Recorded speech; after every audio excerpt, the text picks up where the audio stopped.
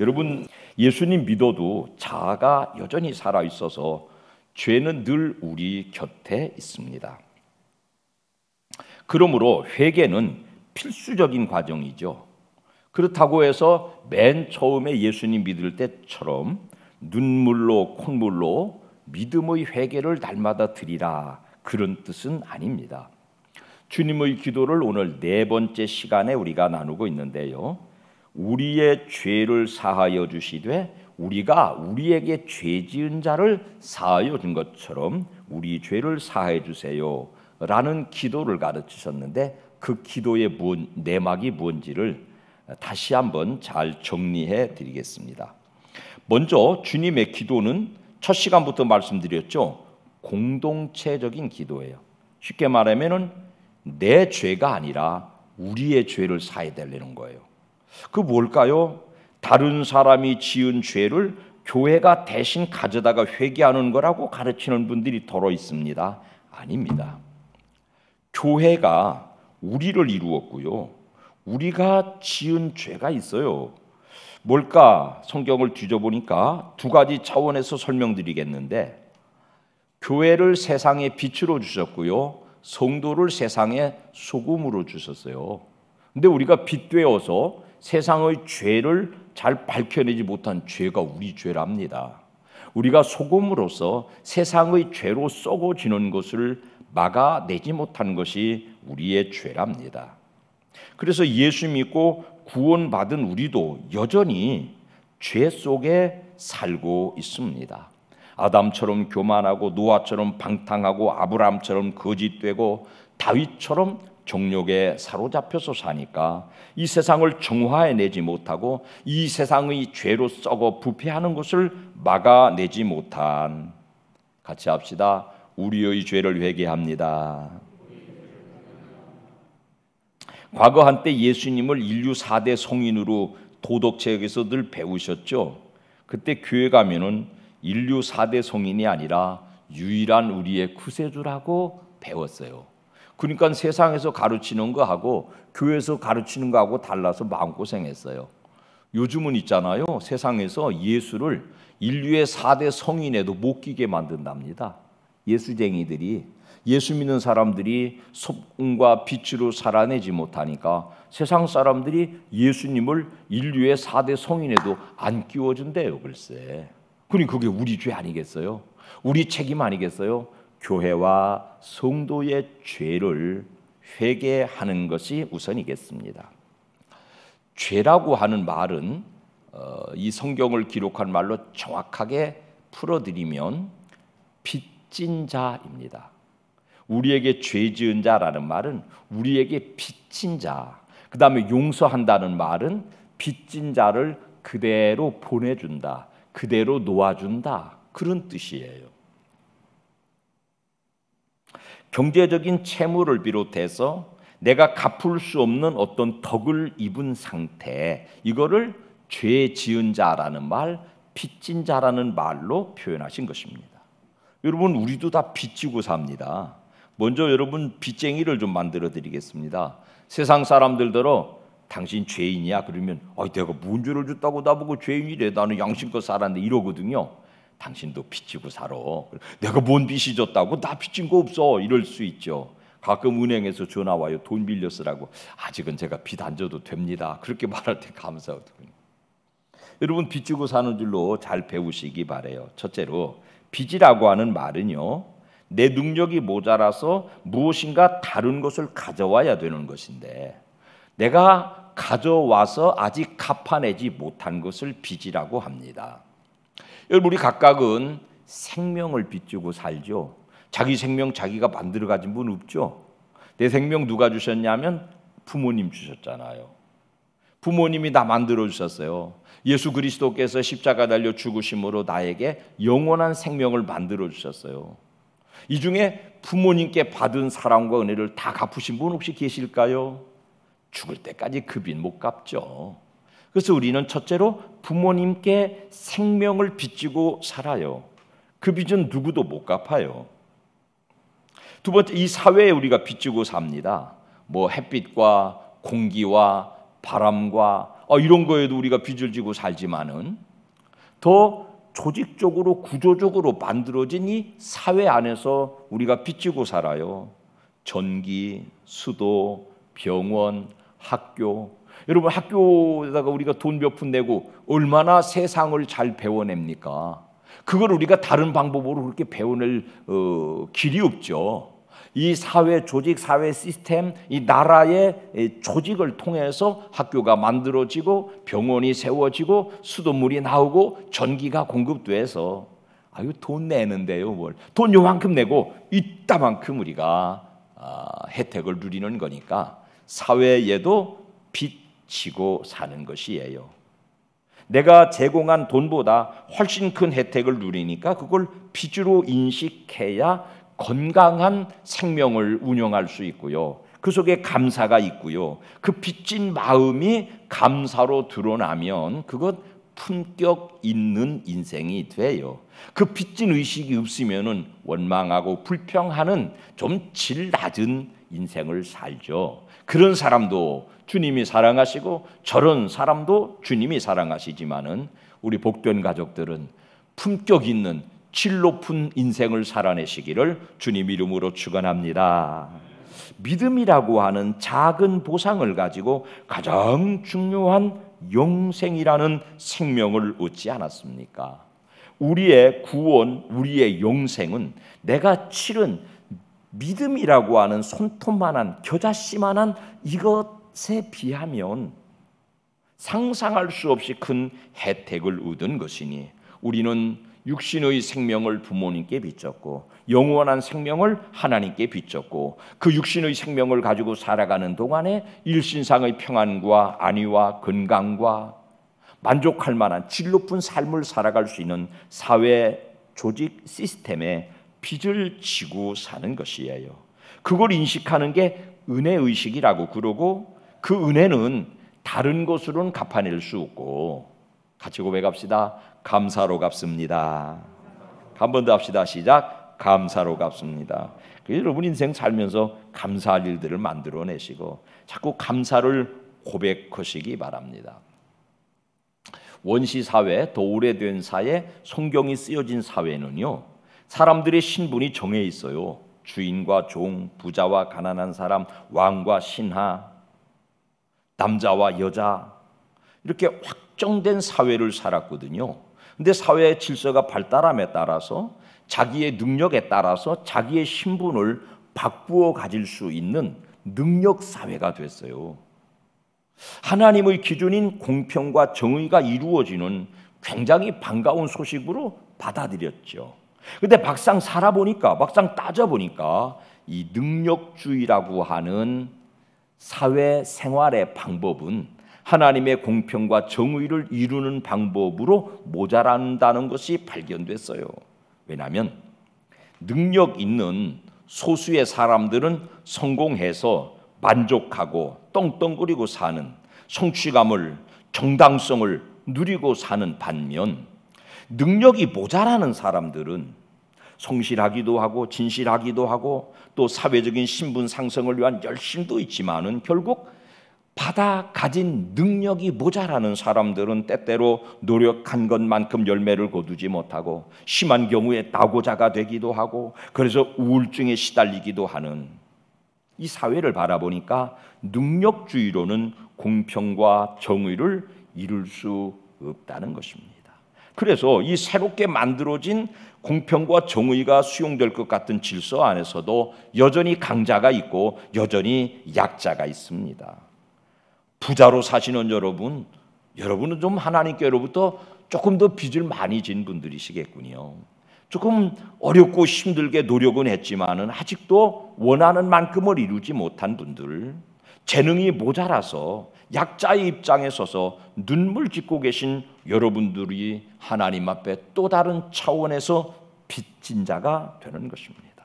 그러므로 교회와 그러므로 성도는 그런 빚진 자들의 입장을 선처하고 수용한 후에 그분들에 대한 내 의무, 내 사명, 내 곁을 그분들에게 내준 다음에 나의 채권자이신 하나님 앞에 내게 받아가진 생명을 내게 받아가진 유여함을, 내게 받아가진 일용할 양식의 남은 부분을 그 빚진 자들에게 나누어 주었다는 계산서를 가지고 서라, 그런 뜻이에요. 오늘 우리에게 일용할 양식을 주시옵고라는 지난주일의 말씀을 기억하십니까? 일용할 양식이에요. 오늘 우리에게, 나에게 2인분이 주어졌으면 하나만 내 것이고 하나는 남의 것이에요. 고아나 과부나 능력이 없어 노력했지만 여전히 가난한 자리에서, 헐벗고 굶주린 자리에서, 사회적으로 멸시와 조롱과 천대를 받는 자리에서 있는 사람들을 향해서 내가 받아 가진 몫에서 남는 거, 나 하루 먹고 남은 거 쌓아두면 곰팡 나요. 그걸 나눠주려는 거예요. 복음의 양식을 받았는데 교회 안에 쌓아두면 철학이 되고 인문학이 되고 논리가 되고 사상이 되고 썩어요. 복음의 능력이 떨어져 버려요. 복음으로서의 유용성이 없어져요. 그걸 자꾸 남에게 나눠줘야 돼요. 주머니에 돈 든 남 주시고 내 속에 들어있는 하나님의 복음을 자꾸 입으로 남에게 선포해 주셔야 건강성을 보장할 수 있습니다. 우리 주변에 빚진 자들이 많이 있습니다. 능력이 모자라서 서러운 사람들이 많이 있습니다. 그런 사람들 앞에 내가 받아 가진 것을 얼만큼 나누고 나서 하나님 앞에 서야 우리에게 생명 주신 그분께 다시 한번 생명의 단위를 빚으로 탕감받을 수 있는 거죠. 사랑하는 여러분, 여러분 어디 빚지셨어요? 좀 생각해 보세요. 내가 오늘 이만큼 살고 있는 것은 내 덕은 아니잖아요. 우선 부모님이 생명 주셨고, 우선 하나님이 나에게 영생 주셨고, 그리고 누가 10,000원짜리 돈 하나 냈는데 이렇게 이쁜 옷 만들어 주고, 내가 감기 아파 병원 갔더니 주사 주고 약 주고, 내가 돈 요만큼 내고 학교 갔더니 나한테 기억 니은 가르쳐 주고, 세상 사는 물리를 가르쳐 주고, 어딘가에 우리가 빚을 지고 사는데 나는 어떤 부분에 더 빚진 의식이 있다면 하나님께서 나를 그 빚을 좀 갚도록 감동하시는 것이겠습니다. 예수님이 재미난 말씀 들려주셨어요. 지금 돈으로 따지면 약 6조 원의 빚을, 여러분 6조 원이 얼마인 줄 아세요? 하나에서부터 10가지를 세서 1억을 세려면 하루에 8시간씩 꼬박 60년을 세야 하나 둘 셋 넷 다섯 1억을 셀 수 있어요. 그러니까 이게 상상할 수 없는 돈이에요. 억보다도 그 다음 조 단위잖아요. 6조. 이 돈은요, 개인이 소유할 수 없는 재산이에요. 개인이 다룰 수 없는 재산이에요. 그 당시에는 6조라는 이 경제적 가치를 헤아릴 방법도 없었어요. 그래서 금 1만 달란트 그렇게 이제 표현했는데, 그게 이즈모의 화폐로 단순 번역해 보면 한 6조 원쯤 된다는 거예요. 그 빚졌어요. 이 빚은 못 갚아요, 개인이. 그래서 채권자가 야 이놈아, 그 큰 빚을 어떻게 하려고 그러냐, 갚아라. 한번 봐주십시오. 제가 어떻게 해서니 갚아보겠습니다. 못 갚는다니까요. 그러니까 채권자가 불쌍해서 이거 알았다, 없는 걸로 하자. 탕감해 주었어요. 얼만큼을? 6조를. 왜냐하면 어차피 못 갚으니까.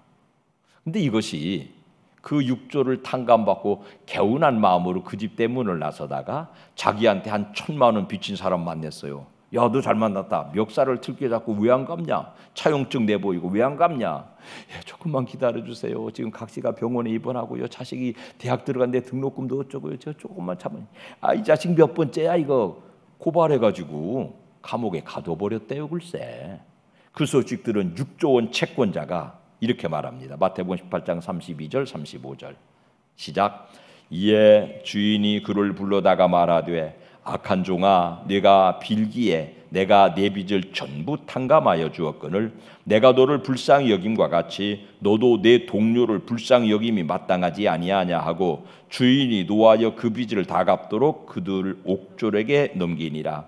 너희가 각각 마음으로부터 형제를 용서하지 아니하면 나의 하늘 아버지께서도 너희에게 이와 같이 하시리라. 그러니까 죄와 빚이 같이 가고 용서와 탕감이 같이 가는 개념이군요. 6조 원은 다시 말하지만 사람이 감당할 수 없는 빚이니까 이걸 다른 말로 생명의 빚이라고 그럽니다. 사람은 누구도 자기 생명을 자기가 만들어 가질 수 없습니다. 전적으로 하나님이 주신 것이고 전적으로 부모님이 주신 생명이에요. 그 생명을 우리가 빚지고 사는데 그 생명에 내가 너한테 생명 줬으니까 뭘 좀 내놔라 이렇지 않게 전부 탕감해서 우리를 살게 하시는 하나님이신데, 그렇게 부여받은 인생을 사는 동안에 내게 빚진 사람들을 탕감해주고 살라는 실천적인 명령이 옳습니다. 내가 너에게 준 생명을 가지고 네 주변의 고아와 과부와 나그네와 가난한 사람, 병든 사람, 나쁜 사람, 싸가지 없는 사람, 앞뒤 안 맞는 사람, 인륜 도덕이 무너진 사람, 누가 봐도 밥맛 없는 사람, 인류의 공적 같은 더 큰 빚진 자들을 어떻게 대하고 살았냐? 내가 너에게 탕감해준 6조 원, 거기에는 세 발의 피도 안 되는 그들의 부당함을 어떻게 대하고 살았냐? 그들을 탕감해 주어라. 그들을 용서해 주어라. 그들을 그대로 내버려 두어라. 여러분, 주님의 기도는 단순한 기도가 아니라 우리 삶에 사람을 대하는 실천이 포함된 말씀이군요. 하나님이 과거에 화가 났었어요. 그래서 노아 시대죠.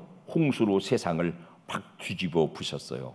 그리고 하나님이 혼자 앉아서 드러놓으시는 말씀을 읽어봅시다. 시작.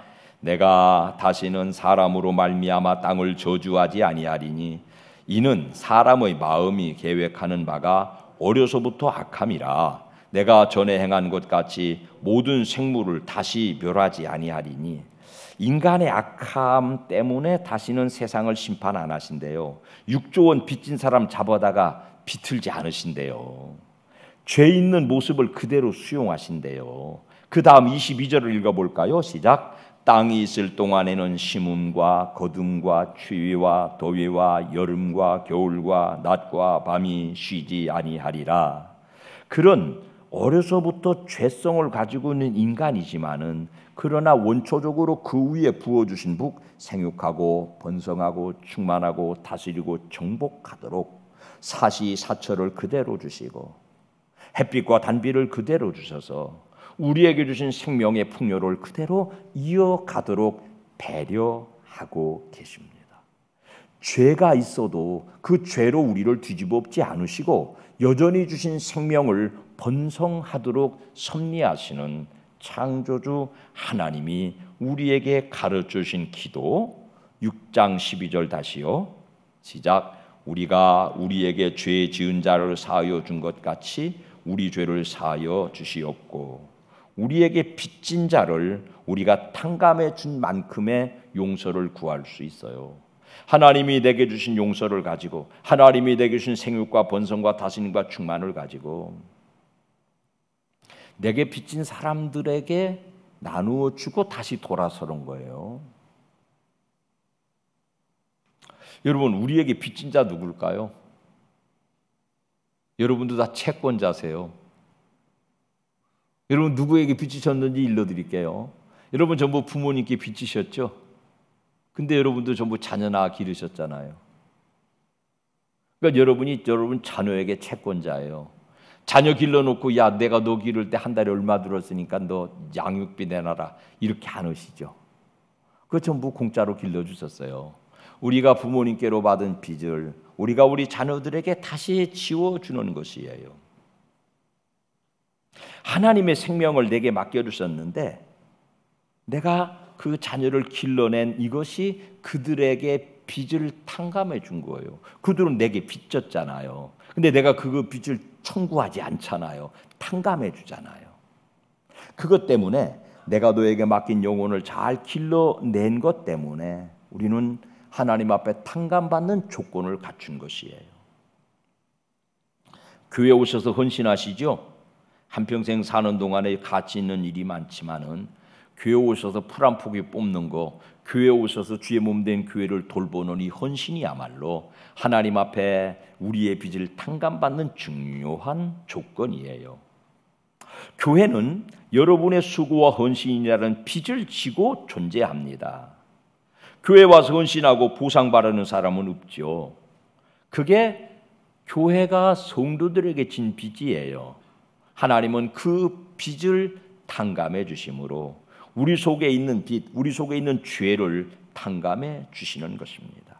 그 수고를 통해서 하나님 앞에 탕감의 용서의 기도를 드릴 수 있는 거거든요. 예수님의 말씀을 한 구절 더 읽어보고 우리의 삶을 다시 결단합시다. 마태복음 5장 23절 24절 시작. 예물을 제단에 드리려다가 거기서 내 형제에게 원망 들을 만한 일이 있는 것이 생각나거든 예물을 제단 앞에 두고 먼저 가서 형제와 화목하고 그 후에 와서 예물을 드리라. 예물 가지고 하나님 앞에 예배하는 사람이라면은 보편적 기준으로 남한테 못할 일 안 할 거예요. 남한테 그렇게 악한 짓 안 하고들 살아오실 거예요. 그런데 그 중에 형제에게 원망 들을 만한 일이 생각났대요. 미루어 짐작한데 원망하는 그 사람이 죄송한 표현으로 그님이 나쁜 놈일게요. 나는 하나님 앞에 예배를 잘 드리고 하나님의 말씀 따라 사는 사람이니까 내 속에 어떤 부당함보다 나를 원망하는 그님이 더 나쁜 놈일 거 확실해요. 거의 확실해요.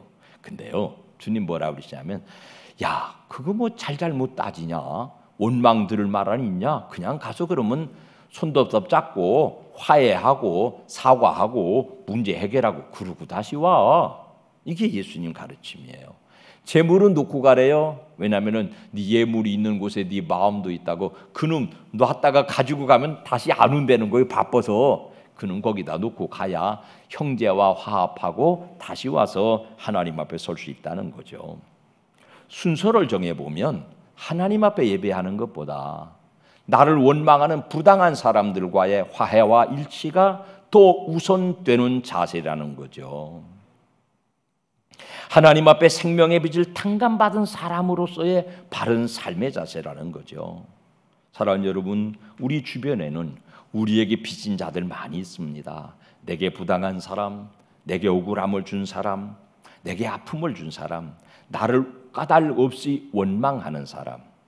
제가 여러분 여러 가지 정보들을 전해드렸는데 이 사람하고 이 사람하고는 사상의학에 따라서든지 무슨 심리학에 따라서든지 MBTI 검사 결과에 따라서든지 서로 성향이 다를 수 있어요. 성향이 서로 다른 사람들은요, 어떨 때 주는 것 없이 미울 수가 있어요. 잘못한 거 없는데 괜히 미운 마음이 생길 수 있어요. 또 어떤 데는요, 받는 거 없는데 고운 사람이 있어요. 그건 인간이 가지고 있는 자아가 살아있는 한계거든요. 그 까닭 없이 원망 들을 수 있고 나도 남에게 까닭 없이 원망할 수도 있는 거예요. 그러니까 하나님 앞에 사는 성도들에게 중요한 건 뭐냐? 잘잘못 따지는 거. 내가 정당하다고 주장하는 거는 다시 강조하지만은 1도 의미가 없어요. 그러려니 하면 돼요. 그 중요한 건 뭐냐면은 그들이 내게 빚진 자예요. 그들과 손잡고 그들의 빚을 갚아주고 그들과 탕감하고 그들과 어우러지고 그들과 화해될 때 우리가 하나님께로부터 받을 수 있는 게 더 많습니다. 모든 사람 품으세요. 잘잘못 따지지 말고 사세요. 삶의 바른 자세를, 또 부당한 사람들을 품고 섬기고 내버려 두는, 꼭 징벌하려고 그러지 말고 그 사람의 그릇됨에 대해서 응징하려고 그러지 말고 그대로 내버려 두는 자세가 주님의 기도를 드리고 신앙생활하는 우리의 품격 있는 신앙 실천이 옳습니다. 여러분, 신앙은 배워서 머릿속에 두는 거 아니고요, 삶으로 실천하는 거거든요. 껄쩍지근한 사람들 혹시 있으세요? 오늘 예배 마치면 가서 시원한 냉면 한 그릇 하나 잡숫고 내가 하나님 앞에 빚 졌는데 하나님이 빚 갚아주셔서 나도 자네한테 빚 갚으러 왔어.